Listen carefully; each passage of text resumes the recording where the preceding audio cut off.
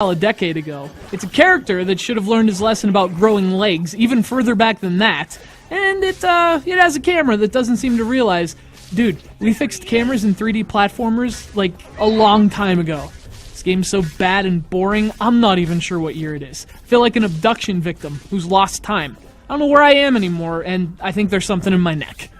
PAC, Betrayus is launching another ghost attack on the city! Pac-Man! There you are! Packopolis is under attack! What else is new? What does Betrayus want this time? We're not sure. He seems to have taken something from the storage building at the Science Center, but we don't know what it is. Oh no! The Frigidigitator! Frigidigitor, what's it? So the game takes place on PAC World, which should give you an idea of just how much thought went into this game. You can still eat ghosts, but for some reason you're friends with Inky, Blinky, Pinky, and Clyde. And Pac-Man has the voice of a 10-year-old boy. And coming from me, that says something. Pac-Man's like 40 and married. Why does he sound like he wants a skateboard for Christmas? So there's a villain named Betrayus. There's a story, but seriously, Betrayus? PAC World? I'm seriously just amazed. Like, this is the kind of stuff you read on a forum. Like some weird fan fiction or something. Only it's not. Somehow this is a real Pac-Man game. And when he gets the ice power-up, he turns into... Are you ready for this? Ice Pack. Ugh. I'm gonna need an ice pack after this crap.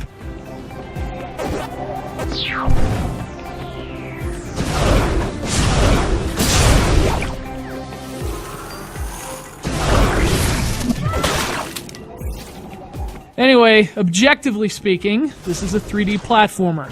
In the simplest, earliest sense you can imagine. There are enemies and things you can collect, and Pac-Man can power up. He can throw fireballs, and he can turn into a green lizard with a tongue. If Mario has a legal team, they're probably hitting the books as we speak. This is ridiculous. In fact, the only relatively modern-feeling thing about this game is that the levels are kind of divided into, like, separate little areas that Pac-Man flies to. So it's basically Mario Galaxy, only he flies through tubes instead of space. So there's that. At least it also copies something new. So, how about the levels? Well, if you've played any video game literally ever, you can probably guess where this is heading. City, jungle ruins, snow world, I don't know. Whatever your favorite level cliche is, it's probably here. So I guess there's some comfort in that. This game is instantly familiar in every way. So I guess it's a perfect game for like really young players.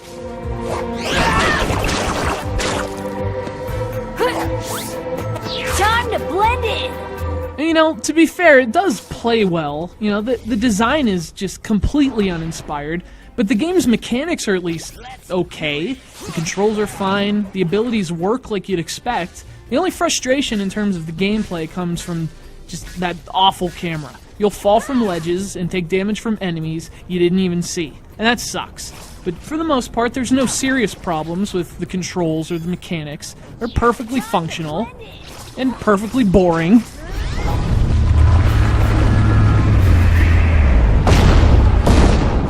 Yikes!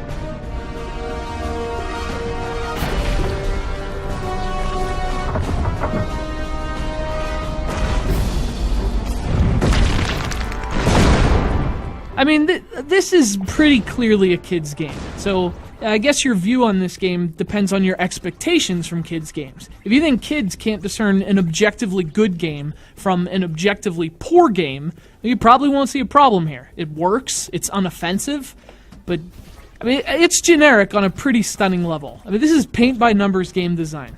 Kind of game you seriously can go through with a checklist, picking out all the borrowed ideas. And it's sad. You know, Pac-Man's an icon, but I mean, what do you do with Pac-Man? In this world of complex games, how do you evolve that simple Pac-Man formula? I don't know, but I'll tell you one thing. You don't do this.